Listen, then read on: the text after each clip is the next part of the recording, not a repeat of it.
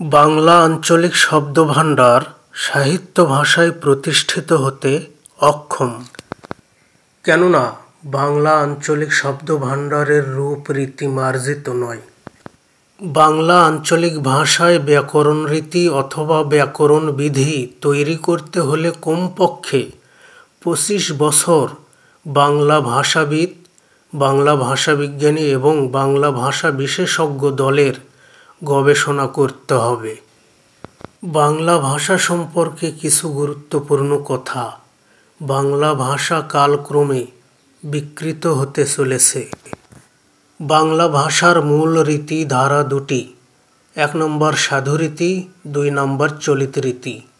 এবং বাংলা ভাষার বিকৃত রূপ ধারা তিনটি, ১ নম্বর ভেঙে পড়া শব্দ, ২ নম্বর অশিক্ষিত লোকজ মৌখিক শব্দ, ৩ নম্বর শিক্ষিত লোকজ ছোট শব্দ। ১ নম্বর সাধুরীতি শব্দ, আমি আসিয়াছি। ২ নম্বর চলিত রীতি শব্দ, আমি এসেছি।